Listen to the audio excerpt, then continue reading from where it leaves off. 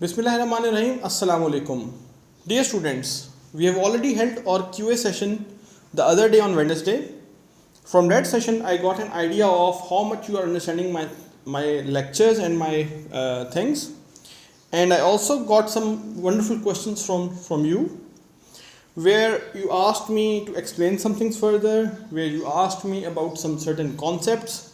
And I'll especially like to mention, maybe not by name, but just say that one of you actually sent me two very good questions that were very advanced. And I thought that I did talk about them in the lecture, but I'll talk about them again in this particular QA session. I have noted all those questions. I've put them in the slides, and I'm kind of following them up. And this is what I'll do after each week. So each week, we'll be having an interactive session on Wednesday at 10, where you'll be giving me questions. After that particular session, we'll hold I'll basically upload a lecture maybe by Friday, let's say, where you will be having the answers and you'll be having a list of the questions and the answers that I'll be giving about them. And this will help you guys in the sense that it will help you prepare for the midterm, for the final, for the quiz, whatever is remaining in this particular course. This such a technique is going to help you about what kind of questions might be proposed. So listen to them carefully and try to understand them as much as possible. Having said that, since this is just this is a follow-up on the questions, I can actually go in Urdu instead of English. So the lectures will be in English. I cannot change that because that's the institute policy and the HEC policy, and they will be completely in English. There will be no Urdu whatsoever in them. But this QA session and of course the follow-up of the QA session would be in Urdu as much as possible, so that you guys understand better. Having said that, let us begin with the QA session for section 6.1 and 6.2, which was the content of week 9.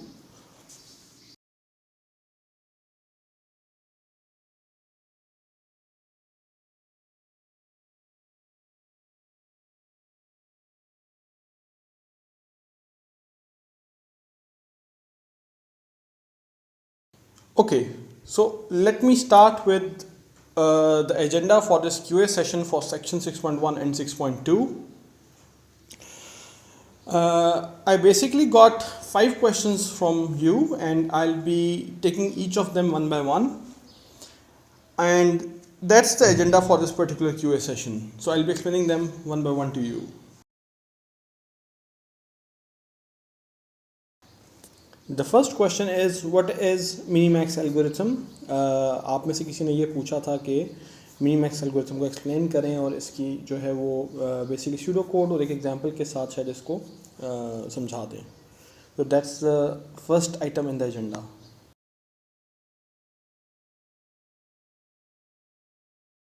The next question that someone among you asked during the QA session, and I also got this question in written form in another form, was about how the Minimax algorithm works in multiplayer games when there are more than 2 players, when there are basically 3, 4 or 5 players.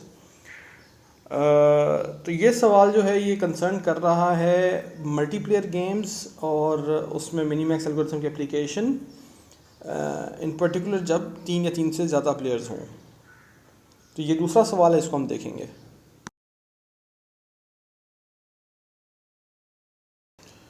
So another question that I got was about the connection between the real world games and the game tree. और game tree जो है वो एक बहुत abstract सा आपको एक model नज़र आया, और जो रियल गेम्स हैं वो टोटली डिफरेंट हैं. तो ये सवाल बड़ा वैलिड है कि what's the connection between them, how do you connect a real game, how do you convert a real game into a game tree.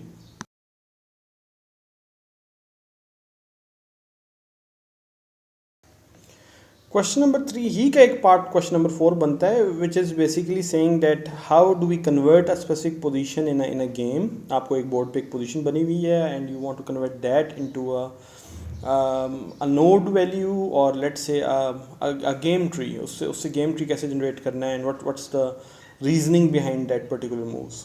So question 4 is again connected to question 3 and also to question 5, as we'll see in a minute.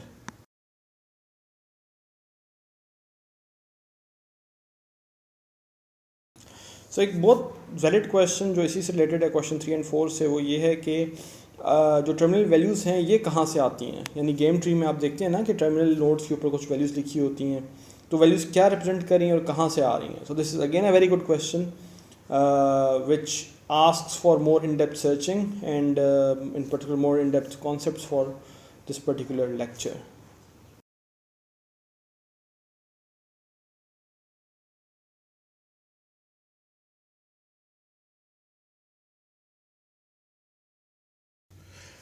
So question 1 है कि Minimax algorithm है क्या और ये इसकी details पूछी हुई है, काम कैसे करता है। The main thing here is के इसका आंसर हम 2 लेवल्स पे दे सकते हैं। एक है कि स्यूडो कोड इसका एल्गोरिथम का क्या है, दूसरा ये है कि इसकी प्रैक्टिकल एप्लीकेशन एक एग्जांपल लेकर उसके ऊपर अप्लाई करके इसको देख सकते हैं। तो अगर हम स्यूडो कोड की बात करें तो स्यूडो कोड में मैं पहले ये एक्सप्लेन करना चाहूँगा कि मिनीमैक्स एल्गोरिथम जो है वो डायनामिक प्रोग्रामिंग एल्गोरिथम है। यानी कि ऐसा एल्गोरिथम जो कि अपनी ही प्रॉब्लम को पहले शॉर्ट फॉर्म में सब for a smaller size define करता है, उसका आंसर मांगता है और उस आंसर के ऊपर एक एलिमेंट्री ऑपरेशन परफॉर्म करता है जिससे कि इसके पास फाइनल रिज़ल्ट आ जाता है। तो in that sense Minimax algorithm जो है वो एक डायनामिक प्रोग्रामिंग एल्गोरिथम है। और इसमें अगर हम गौर से देखें तो इसमें 3 पैरामीटर्स हैं। इसके फंक्शन को अगर आप देखें तो इसमें 3 पैरामीटर्स हैं इन्वॉल्व हैं। एक है वो नोड, जो आप इनिशियल कॉल को देखें तो वो नोड जिससे हम स्टार्ट करना चाह रहे हैं, या आपको यूजुअली रूट नोड दिया जाएगा, या फिर जिस करंट पोजीशन पे हैं जिसके आगे आप मूव्स देखना चाह रहे हैं वो वाला नोड आपने उस पोजीशन को आपने एंटर करना है नोड की जगह पे। फिर सेकंड पैरामीटर जो है वो डेप्थ है। और डेप्थ की जब मैं बात करूँगा तो मैं बेसिकली ये देखना चाह रहा हूँ कि हम कितने नीचे तक इसका आंसर लेना चाह रहे हैं। यानी बेसिकली किस लेवल तक हमें इसका लाजमी तौर पे आंसर चाहिए। वो फॉर एग्ज़ाम्पल 3 है यहाँ पे जो कॉल हो रहा है, सो अप टू 3 डेप्थ हम इसको मूव करेंगे। और फाइनली जो फाइनल पैरामीटर है वो है कि कौन सा प्लेयर है जिसकी बारी है। सो रिमेंबर दिस थिंग, जो स्यूडो कोड दिखाया जा रहा है ये 2 प्लेयर गेम के लिए दिखाया जा रहा है। अगर 3 प्लेयर्स हों तो इसका कोड यकीनन मुख्तलिफ होगा, और वो हम देखेंगे जब हम मल्टीप्लेयर्स की बात करेंगे। मल्टीप्लेयर्स में भी स्पेसिफिकली मोर देन 2 प्लेयर्स की जब बात करेंगे। अगर उस पर्सपेक्टिव से देखा जाए तो एक बड़ा सिंपल सा सवाल जो शायद किसी क्विज़ में या फाइनल में आपको ज़रूर आएगा, बल्कि आ सकता है और शायद आएगा भी, I just put it like that, वो ये है कि 3 प्लेयर्स के लिए स्यूडो कोड कैसे लिखा जाएगा। यानी लेट्स से कि 2 के लिए लिखा हुआ है, अगर हम इसी स्यूडो कोड को 3 प्लेयर्स के लिए लिखना चाहें, मल्टीप्लेयर में कन्वर्ट करना चाहें तो कैसे कर सकते हैं। And let's start with the pseudo code itself then. ठीक है, आपने इनिशियल कॉल देख लिया, आपके पास आपने एक नोड पास किया, आपने उसकी डेप्थ पास की और आपने जिस प्लेयर की बारी है उस प्लेयर के हिसाब से बुलियन पास कर दिया। ट्रू का मतलब है कि ये मैक्सिमल या मैक्स प्लेयर है जिसकी बारी है, और फॉल्स का मतलब है मिनीमैक्स। इस कॉल के अंदर, फंक्शन कॉल के अंदर देखें तो मैं फॉल्स का मतलब है कि ये मिन की बारी है। ठीक है, अच्छा अब स्टार्ट करते हैं कि जो फंक्शन कॉल है, ज़ाहिर है क्योंकि डायनामिक प्रोग्रामिंग प्रॉब्लम है तो बार बार अपने आप को कॉल करेगा और उसमें एक रिकर्सिव कॉल होनी है। और ये फंक्शन जो है ये स्टार्ट होगा हमेशा एक सिंपल कंडीशन से। तो यहाँ पे सिंपल कंडीशन ये है कि या तो डेप्थ जो है वो 0 हो चुकी है। ठीक है, आपने 3 से स्टार्ट किया, 3 2 1 0, अगर डेप्थ 0 हो चुकी है तो इसके आगे हम नहीं जा सकते, या फिर नोड जो है वो हम टर्मिनल नोड पे पहुँच चुके हैं। तो जो भी उसकी वैल्यूएशन ऑफ नोड है, जो भी टर्मिनल वैल्यू, जो भी एक गिवन वैल्यू है, हमें वही लेनी पड़ेगी। ठीक है, we need to use a heuristic here to evaluate a particular position, or maybe if we might have reached or terminal node already. ठीक है, लेट्स से डेप्थ 2 पे या डेप्थ 1 पे ही ऑलरेडी हम पहुंच चुके हैं, तो टर्मिनल नोड के आगे तो उसके चाइल्ड नहीं होंगे, सो ऑटोमेटिकली वहीं पे हमें उसकी वैल्यूएशन को यूज़ करना पड़ेगा। सो सिंपल बेस कंडीशन ये है कि या तो डेप्थ 0 हो चुकी हो, यानी कि हम बिल्कुल अपनी रिक्वायर्ड 3 डेप्थ नीचे तक पहुँच चुके हुए हैं, या फिर द अदर कंडीशन इज़ कि हम टर्मिनल नोड पे पहुँच चुके हुए हैं। And in which case terminal node की भी अगेन इज़ समथिंग जिस पे हम डायरेक्ट इवैल्यूएशन कर सकते हैं। तो वो जो भी वैल्यू है वो हमें वापस रिटर्न हो जाएगी. This is basically the evaluation of that particular node. ठीक है. देन और ये बेस कंडीशन भी है.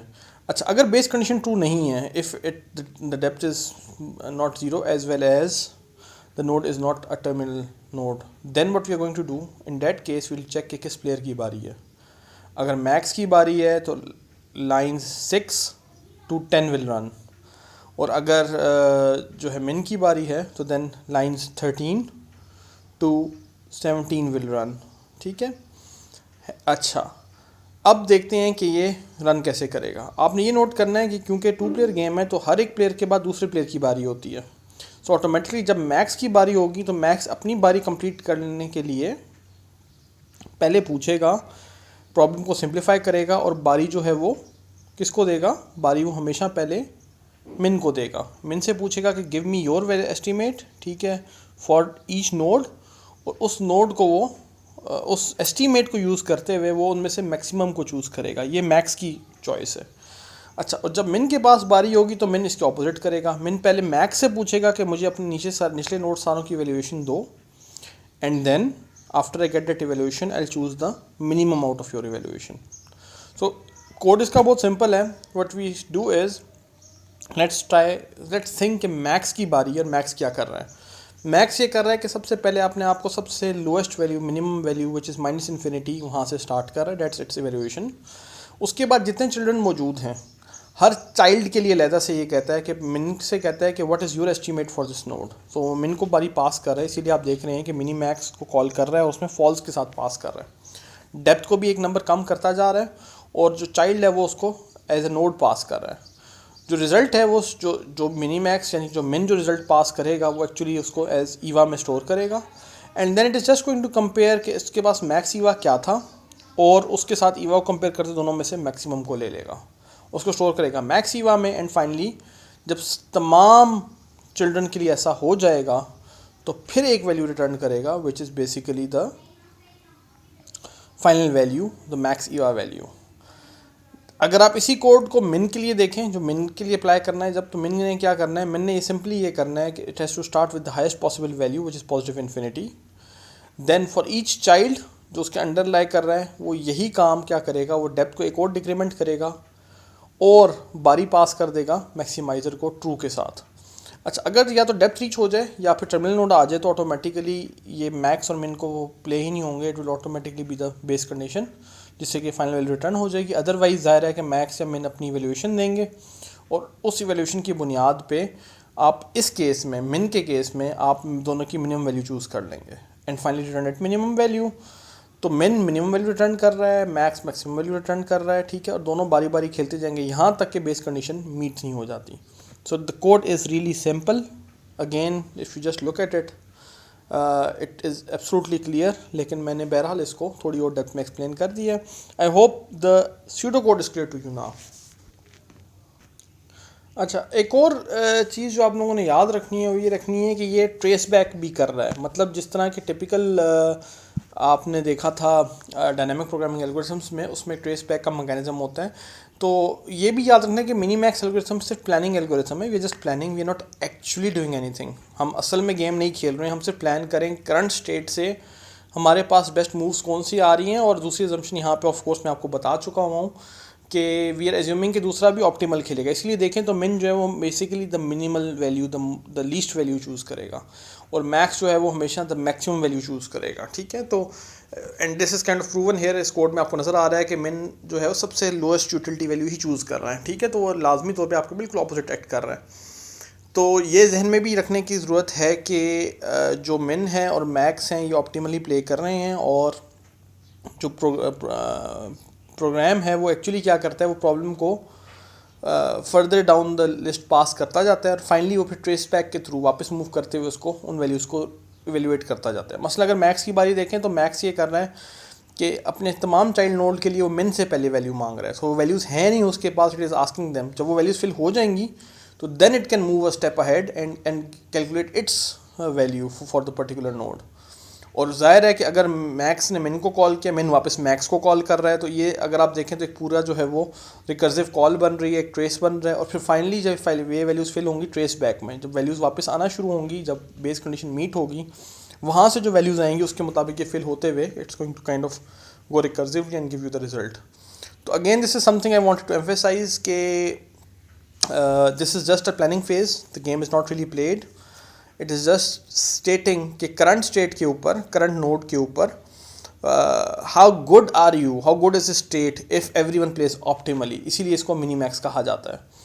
अगर दूसरे में कुछ चांसेस हों and it's a chance game, again I will say कि ये डिटर्मिनिस्टिक गेम के लिए और जीरो सम गेम्स के लिए, जिस तरह मैं आपको बता चुका हूँ. बट अगर ये चांस के साथ हो तो फिर मिनी मैक्स एल्गोरिथम नहीं लगता, बल्कि एक्सपेक्टी मैक्स लगता है. ठीक है, और वो एक डिफरेंट सिनारियो ऑल टुगेदर है. That's not related to us in this course at the moment, at least हम उसको अप्लाई भी नहीं कर रहे. लेकिन हमें बेसिकली सिंपल एक आपको इंट्रोडक्शन चाहिए एडवर्सरी रिसर्च के लिए, तो mini max algorithm is sufficient for us. तो याद ही रखना है कि ये डिटर्मिनिस्टिक जीरो सम गेम्स के ऊपर लग सकता है, और जीरो सम गेम्स का मतलब है it has to be a 2 player game. ठीक है, उसके लिए 3 प्लेयर पे क्या होगा वो हम नेक्स्ट क्वेश्चन में ऑलरेडी देखेंगे.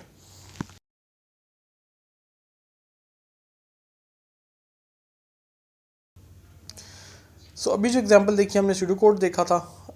Now will see a practical example. एक प्रैक्टिकल गेम ट्री को लेते हैं और गेम ट्री के ऊपर इसको अप्लाई करके देखते हैं. So the problem here is that we need to define the starting node. The starting node or the root node here is A. तो A के ऊपर हम evaluate करना चाह रहे हैं. We're given a particular position in a game. That game could be chess. That game could be tic-tac-toe or any other game, 2-player game, which is zero sum.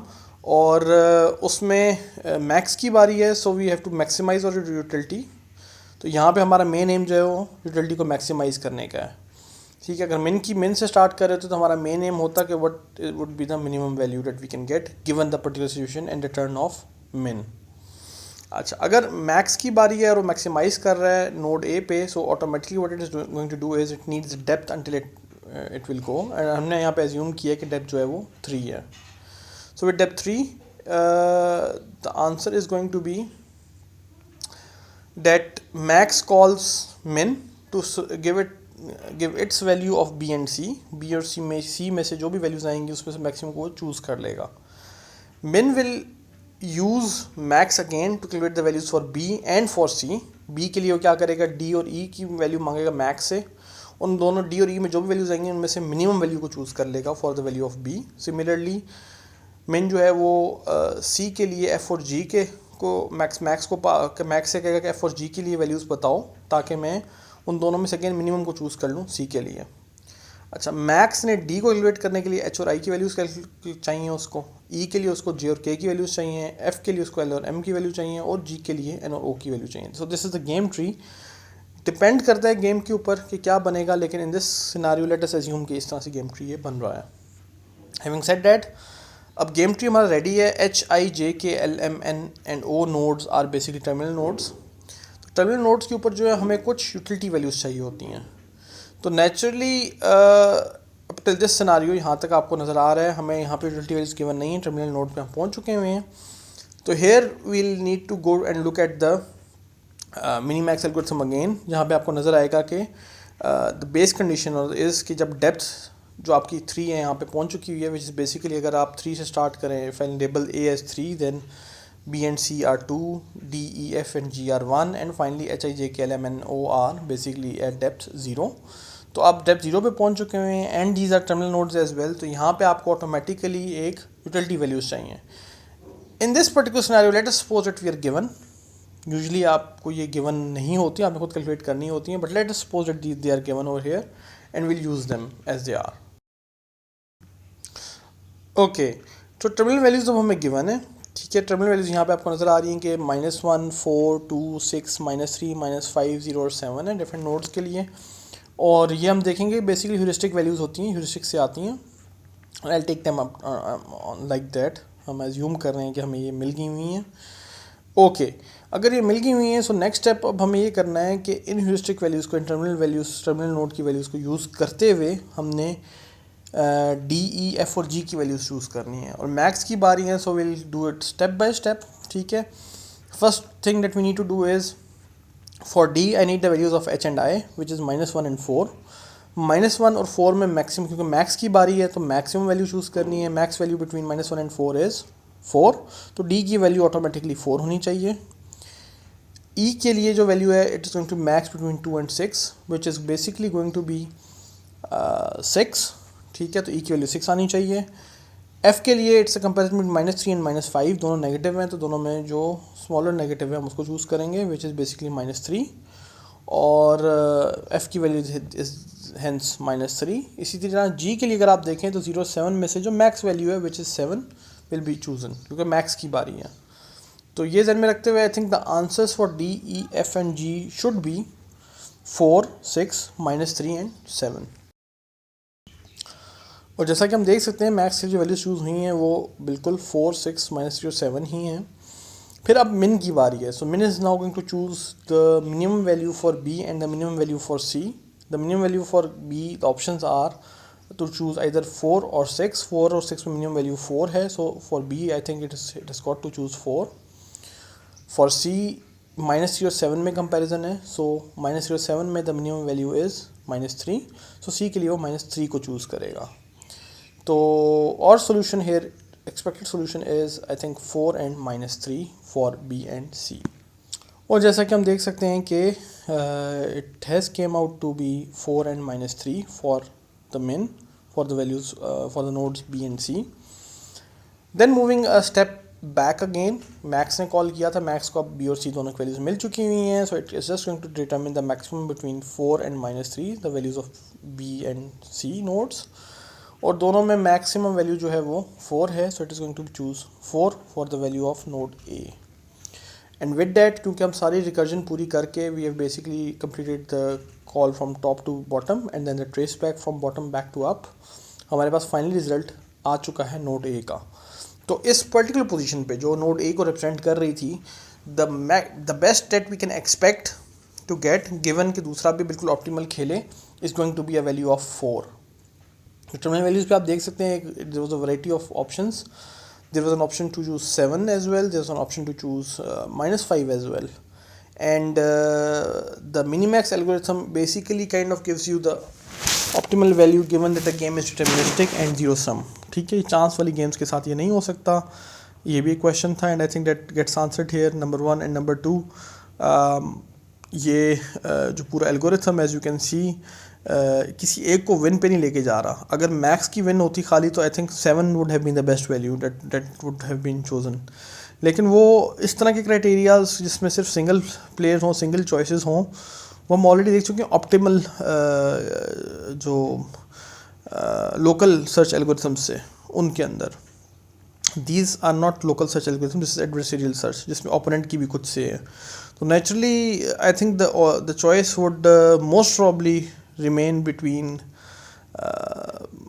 the maximum value and the minimum value, कुछ बीच की चीज़ आमतौर पे आएगी। Of course there are other scenarios जहाँ पे हमेशा maximum value ही आएगी ultimately, और we need to look at them as well, but generally जो value है वो हमेशा max और min के दरमियान में होगी, क्योंकि basically दोनों का इस particular algorithm में, इस particular choice में they have got a good say in this case.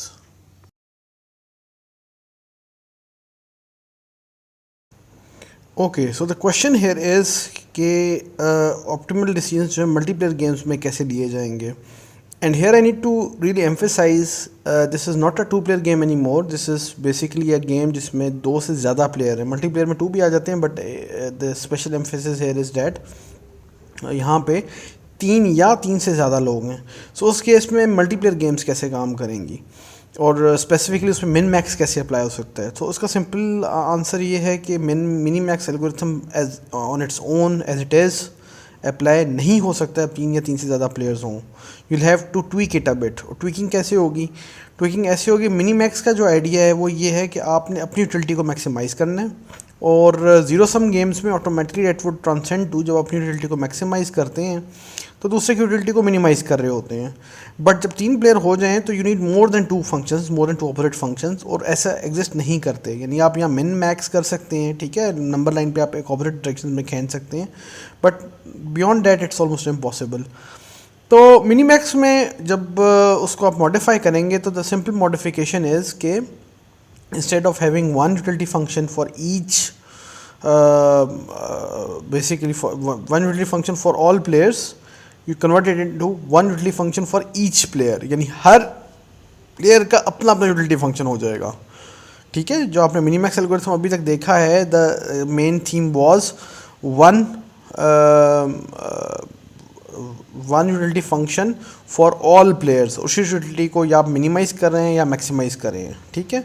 Now it's going to be one utility function for each player, और आपने सिर्फ अपनी यूटिलिटी फंक्शन को मैक्सिमाइज़ करना है, दैट्स द ओनली गोल, ठीक है। You are not concerned with the utility function of the opposite person और any other person for that matter, ठीक है। बाकी दोनों या दो से ज़्यादा जितने भी हैं उनका यूटिलिटी फंक्शन कहाँ जा रहा है, क्या हो रहा है, उस पर आपको परवाह नहीं है, आपको अपनी यूटिलिटी फंक्शन की अपनी चीज़ की परवाह है। Having said that, let's move on and see a practical example, ठीक है।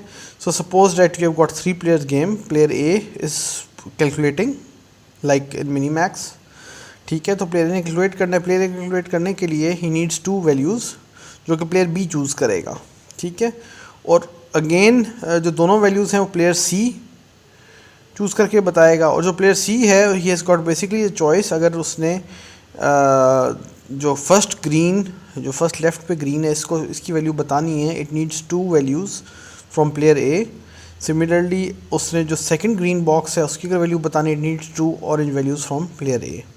And here we can assume कि जो हमें वैल्यूज़ हैं जो प्लेयर ए ने बतानी है, they are given, so you can see 1, 2 and 6 is for is the utility value calculated. Notice this thing कि इसमें 1 जो है वो प्लेयर ए की यूटिलिटी वैल्यू है, 2 जो है प्लेयर बी की यूटिलिटी वैल्यू है, और 6 जो है वो प्लेयर सी की यूटिलिटी वैल्यू है, और आपने सिर्फ उसको मैक्सिमाइज़ करना है। तो this already this difference min max में एक मिनिमाइज़ कर रहा था, एक मैक्सिमाइज़ कर रहा होता था। इन दिस केस सब के सब मैक्सिमाइज़ ही करेंगे, there is no one is going to minimise until and unless there is one condition, and that condition is कि जब आपकी अपनी यूटिलिटी वैल्यू बिल्कुल बराबर है, तो देन यू कैन डिसाइड कि मेरी यूटिलिटी वैल्यू तो अब नहीं बढ़ रही, but do I want to cause harm to the others. और ये ज़ीरो सम इसलिए नहीं है कि जितना आपको बेनिफिट हो रहा है उतना दूसरे का लॉस नहीं हो रहा है, ठीक है। You never know what the loss is and how it's distributed, actually we don't even think about loss to the others normally, ठीक है। जी just look at our own benefits. खैर, having said that, the thing here is you have to choose between 1 to 6 and then 4 to 3, ठीक है।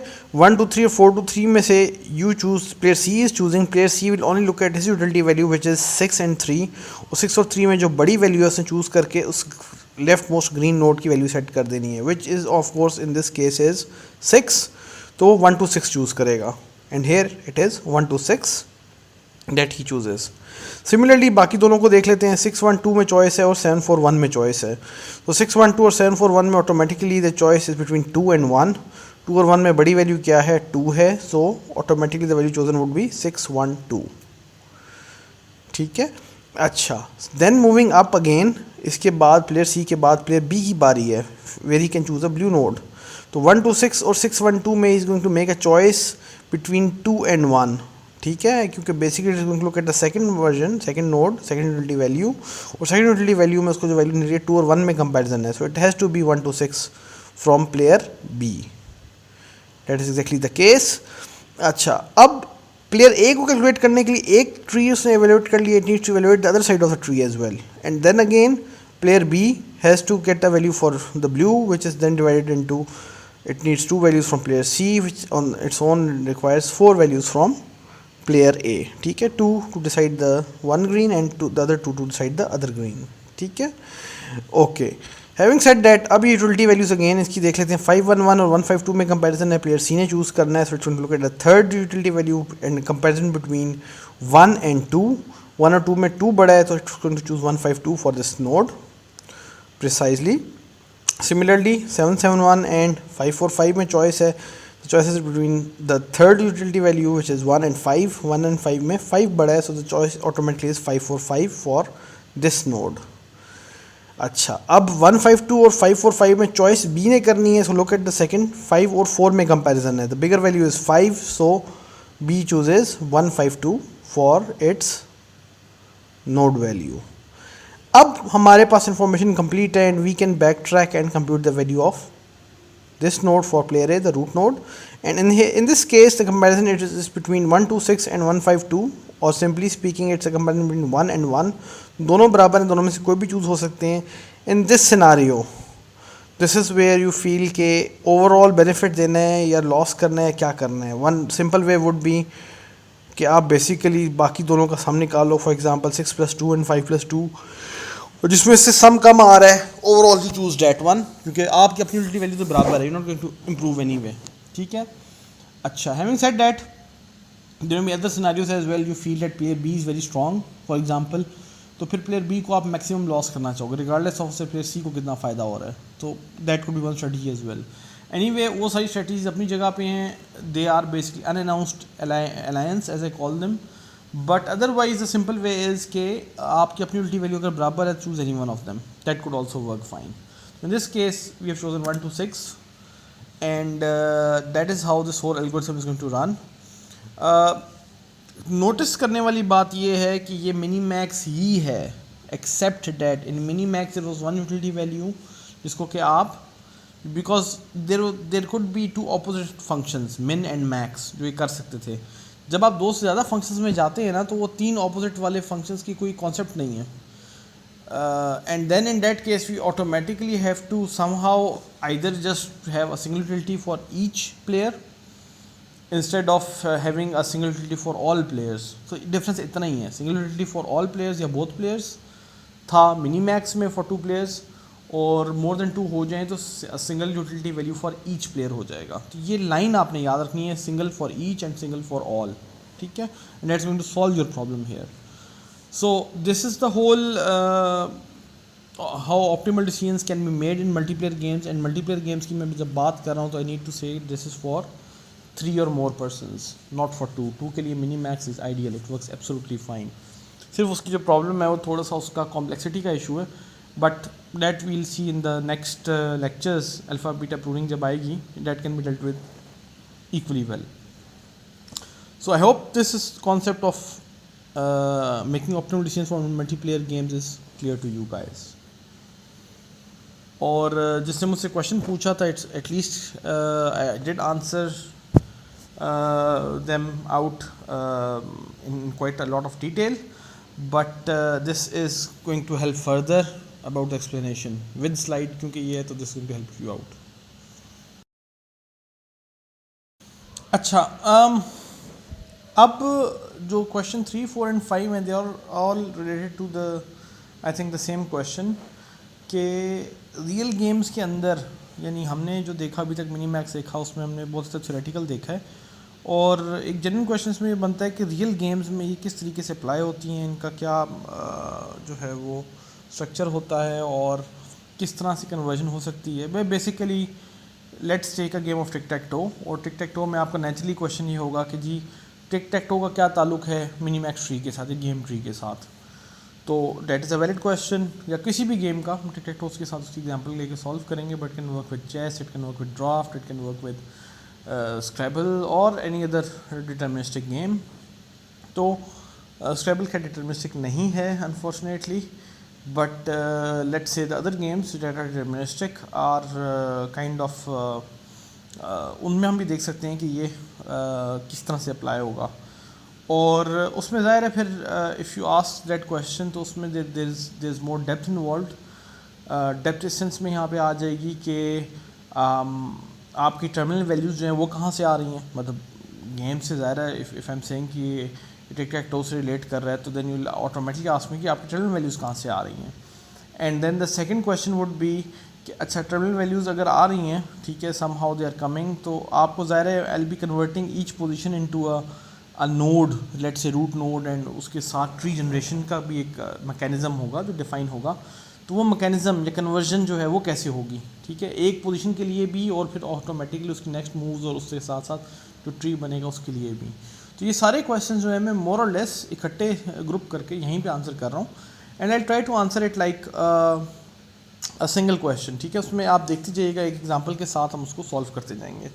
सो let's begin with the example. Let's suppose that you are the one who is playing a game of tic tac toe, ठीक है, and there is a certain position that you have reached. So let us suppose that you are playing with O's, I think. और जब आप you are the one who is putting in O's, तो पहले मैं आपको ये बता दूं कि टिक टैक टो या ज़ीरो काटा जिसको आप कहते हैं वो गेम क्या होती है. The game is very simple. You have to basically put a zero, and your opponent, whoever that is, could be a computer, could be a person, has to put a cross. और zero और cross के बीच में the guy who first gets the three zeros together in the same row, ठीक है, same row, same column और diagonal, that person wins. और आपने यानी ख़ुद वो करना भी है और दूसरे को रोकना भी है. तो this is a very simple game. 9 boxes हैं, और अगर आप इसको देखें तो रियलिस्टिकली एग्जॉस्टिव सर्च इस पर ईजीली अप्लाई हो सकती है, because in the first move you have got one choice, in you have got 9 choices जहाँ पे आप पुट कर सकते हैं. So you have got 9 multiplied by the second guy has got 8 choices, then you have got 7, 6, 5 until unless you lose somewhere, ठीक है, या the opposite wins or you win. अगर गेम जीत गए तो of course the game ends over there, you don't need to go further down the tree. Having said that, हमें ज़ाहिर है इस ट्री को मनाने का तरीका पहले समझना पड़ेगा. How do we build a tree? So this one is at the root. Again अभी हम गेम खेल नहीं रहे हैं. Like mini max, whenever you apply, you need to remember the game is not played, it's just planning phase. Planning में ये position जो occur हो रही है, और now I am trying to evaluate कि अगर दूसरा बिल्कुल परफेक्ट खेलता है, ऑप्टिमम खेलता है, तो what is the best that I can get from this particular position. ठीक है, मेरी उम्मीदें क्या है, what is the expected outcome of the game.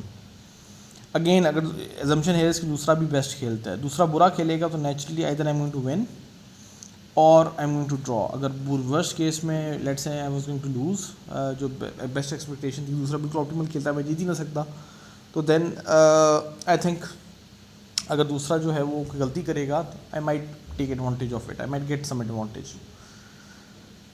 Okay, having said that, let's come back to this. So let us suppose के बारी जो है, it's our turn and I am going to put a zero here, ठीक है, और zero डालने के साथ सॉरी या बारी मेरी है और मैंने एक्स डालना है, ठीक है. तो what's the best that I can get from this? मैंने एक एक्स पुट अप करना है, and my aim would be to basically get the maximum value, the win here. The opponent, whoever that is, let's call him Min, his purpose is to stop me from getting a win and actually win the game on his side. ठीक है, तो अगर ये position है, let's say this is a position and it's X turn, X की बारी है, I am the person with X and it's my turn. तो X में कहाँ पुट करूँ? तो I am going to either win or these things. I basically have got 3 choices. Let's say clearly I can put an X over here or here or here. ठीक है, तो तीनों choices मेरे पास जो है वो एक ट्री की फॉर्म में मैं represent कर सकता हूँ. This is my root value. One choice is to put an X in this particular column. ठीक है, यहाँ पे आप X डाल दें तो ये बिल्कुल वही काम कर रहा है. The second choice is to put an X in this place, and the third choice is to put an X in this place. अब नोटिस ये करना है आपने कि इन तीनों केसेस में जो हमारी वैल्यूज़ आ रही हैं, these values are the 3 choices that I can make. तो ये तीनों वो चॉइसेस हैं. मैंने उन जो चॉइसेस वाली जगह है वहाँ पे एक एक्स डाल दिया, तीनों चॉइसेस को साथ ले लिया. तो this is how my game tree is being built. This is my root, these are the 3 next values. अच्छा, अब एक्स के बाद जब एक्स डल चुके हैं इन 3 जगहों पे, तो अब अगली बारी किसकी है? वो मिन की है, ओ की बारी है. ठीक है, ओ ने अब यहाँ पे ओ डालने हैं. सो यहाँ पे ओ की चॉइसेस कितनी है? 2 चॉइसेस हैं. ठीक है, you can either put an O over here and in that case O the opponent has won the game, or the second choice is कि इसमें आप वो इस जगह पे डाल सकते हैं जो कि इस साइड पे आपको लेके जाएगा, अगेन अनदर नोड. ठीक है, सिमिलरली अगर आप इस जगह पे देखें, अगेन 2 ओस की ऑप्शन है. You can put an O here और you can put an O over here. ठीक है, तो दोनों ऑप्शन आपने उसी तरह से एनुमरेट करने से. एनुमरेशन की प्रॉब्लम है, कुछ और नहीं, जस्ट एनुमरेशन. अब ये चेस की गेम हो, कोई भी गेम हो, आपने इसे एनुमरेट करता जाना है. जो possible moves you need to write them out. Similarly here and here. ठीक है, यहाँ पे आपके पास ओ की ये 2 जगह हैं, यहाँ पे आपने किसी भी जगह पे ओ लगा सकते हैं. तो दीज आर द 3 चॉइसेस. अच्छा, अब इस जगह पे जब आपने ये कर लिया है, you can notice one thing, over here O has won the game, so this game cannot continue, it's done, O has won the game. Similarly in this case O has won the game as well, तो again ये आगे continue नहीं करेगा. अलबत्ता ये continue कर सकता है, ठीक है. यहाँ पे O की बारी है, so O can sorry X की बारी है, so X can put an cross over here, ठीक है. यहाँ पे अगेन गेम ख़त्म हो चुकी है. यहाँ पे आपकी बारी X की है, X has only one place, over here X has only one place and over here X has only one place. तो ये चारों जगह वो X जो है अपनी बारी में उसको फिलअप करेगा. सो जब X यहाँ पे डालेगा, so now in this case X has won the game, ठीक है. अगेन नोटिस की जो दो ख़त्म हो चुके हैं, it's not going to continue because these games are already won by O. In this case X puts an X here, it's a draw. In this case X puts an X over here, again it's a draw, and finally X puts an X over here. In this case X has won the game as well. तो इस scenario में दो जगह पे X जीत रहा है, दो draw हैं, और यहाँ पे दो O जो है वो जगह पे O ऑलरेडी जीत चुका हुआ है इन O's टर्न. तो अब इसके बाद of course there is no more move possible, either you have won the game or the game is drawn, or you have lost the game, ठीक है. There is no third option here after this particular point. कोई जगह खाली नहीं है, so we are done. ये हमारा game tree बन गया है. This is now what I call my game tree. Root है, रूट के 3 चाइल्ड हैं, फिर हर चाइल्ड का फर्दर जो है वो 2 चाइल्ड हैं, and then in some cases the game is won, और in other cases it can still continue for one move और something, and then again someone else wins और समथिंग हैपन्स. बहरहाल having said that, tic tac toe की ख़ास बात यह है कि O सिर्फ अपनी बारी में जीत सकता है और X अपनी बारी में जीत सकता है. They can not win on the opposite on the opponents turn, ठीक है. Anyway that is one characteristic. इसके अलावा भी बहुत सारे करेक्टरिस्टिक्स हैं. मतलब for example this game is very simple, और ये एग्जॉस्टिव सर्च के थ्रू भी सॉल्व हो सकती है. तो that's not the main thing. Mini max he apply करना ज़रूरी नहीं है, बट यू नोटिस हियर कि अगर आप इस तरह से गेम ट्री बनाएं और गेम ट्री बनाकर, this is what is expected now, ठीक है. सबसे पहले ऑफ कोर्स आपको टर्मिनल पे वैल्यूज़ चाहिए. जो टर्मिनल नोड्स हैं you need to define them. आपके टर्मिनल नोड्स वो नोड्स हैं जिनके आगे कोई चाइल्ड नहीं है. So this is a terminal node, this is terminal node, terminal node, terminal node, terminal node, terminal node. और terminal node पे जो आपकी utility values हैं वो कहाँ से आती हैं? That's the next question that I'm going to answer here. Terminal node की utility values इस तरह से आती हैं कि you need to define a function that gives it to you. For example, I can say in this particular scenario, if you win the game, if I am the player who is playing with X, and if I win the game, I'll give that particular scenario, give that position a value of +1. If I lose the game, I'll give it a value of -1, and if I draw a game, I give it a utility value of 0. ठीक है. So in this case where I've lost the game, I'll give it a utility value of -1. This is also -1. This is +1. This is 0. This is 0, and this is +1 again. तो max की बारी है खैर, लेकिन over here the utility values can be decided for the terminal nodes. And like I said, this is here I won the game, so this is +1. Here it's a draw, so it has to be 0. Here it's also a draw, it has to be 0. Here it's I won the game again, so it's +1. Here I've lost the game, it's -1, and here I've lost the game again, so it's also -1. तो terminal node को सबसे पहले मैंने like I do it in minimax. I've given them the values, and then simple minimax on each node. So here since it's X's turn, it's Max turn, तो Max में यहाँ पे एक ही वैल्यू है, it has no choice, it has to choose that value. So it's +1 for this, it's going to be 0 for this, it's going to be 0 for this, ठीक है, it's going to be +1 for this. अब इनके लिए इसके लिए हम decide कर सकते हैं. So it's Min's turn. Min will always choose -1 for this, ठीक है. -1 और 1 में उसके +1 में चॉइस करनी है, so it's going to minimize, choose the minimum value.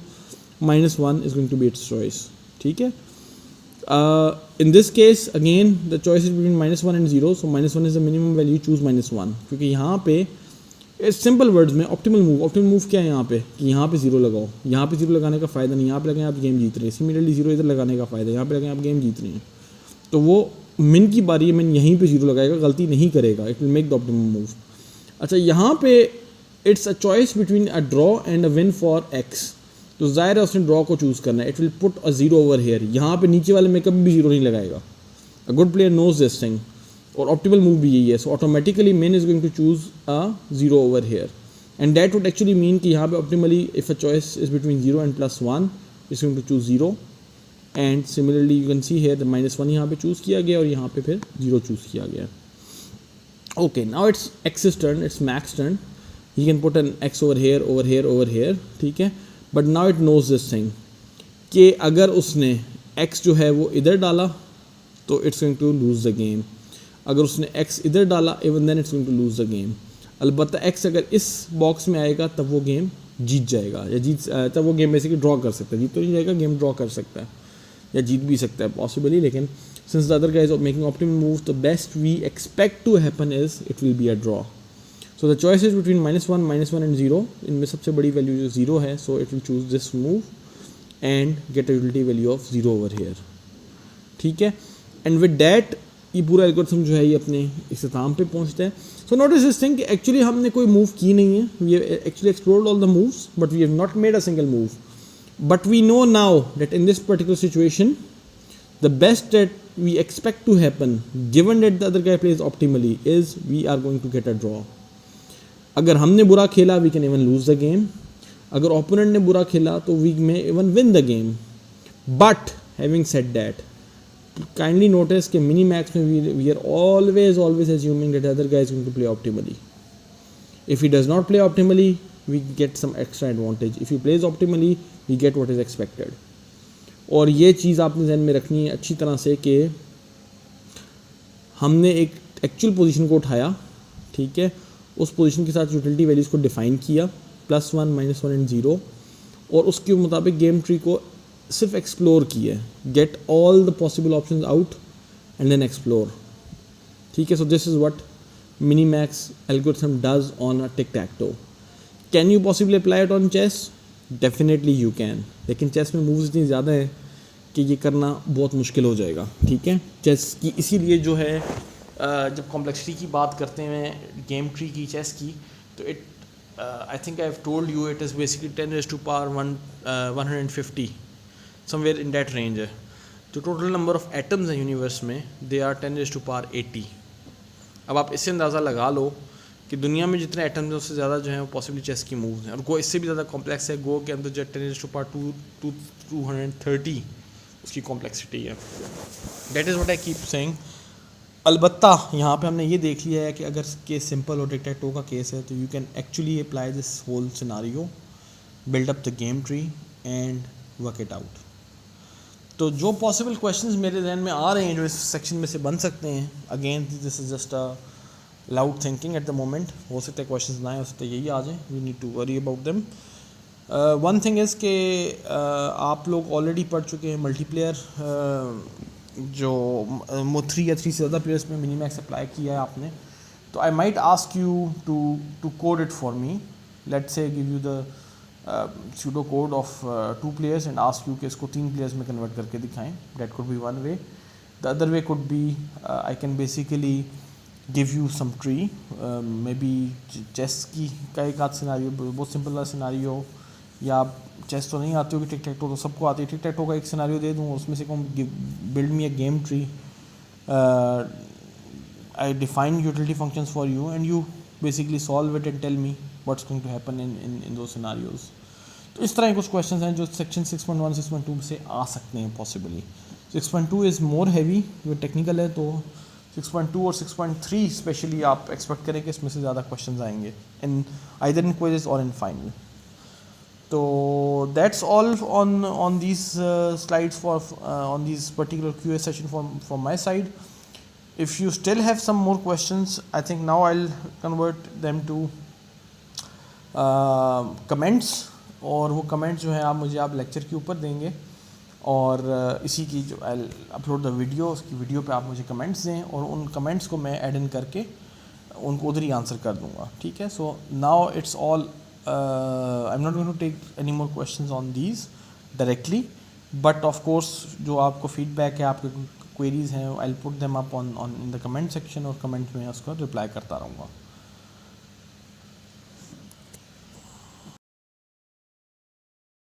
Let us now quickly summarize section 6.2.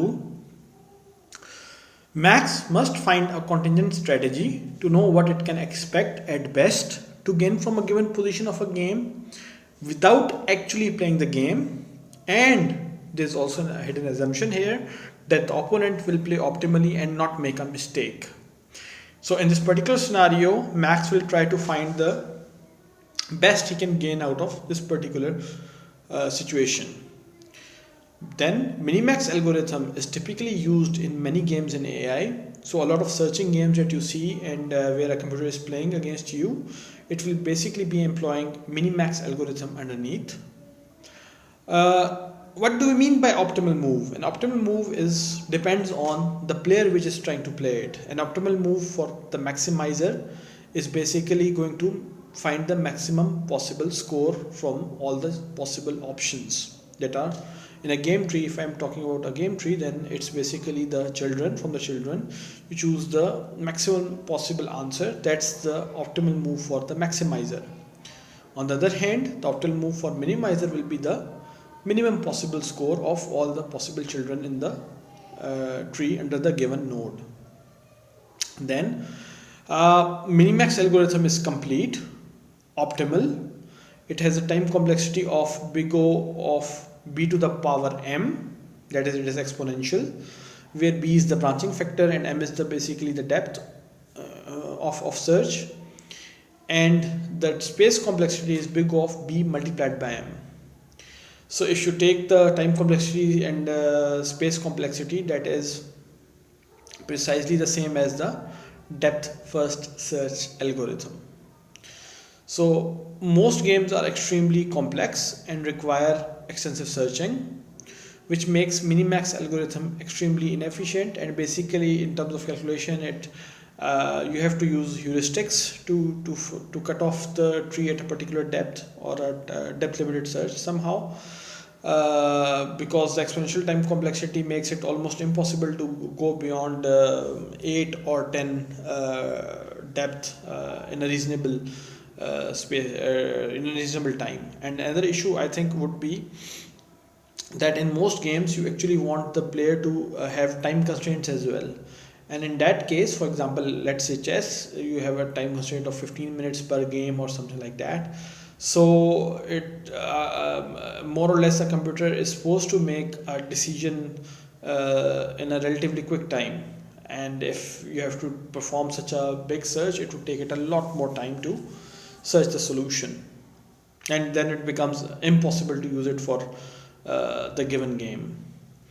Then Minimax is hence not very useful with games with very large branching factors and complexity. For example, the game of Go and the game of chess.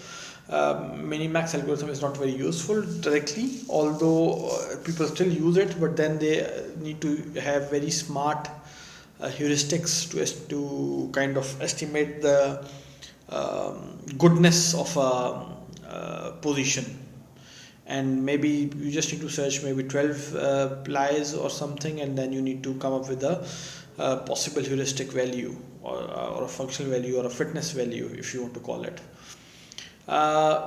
Then we saw that Minimax algorithm can be extended to be used for 3 or more players as well. But there's just this point that you need to realize that however, the game will then not be a zero-sum game.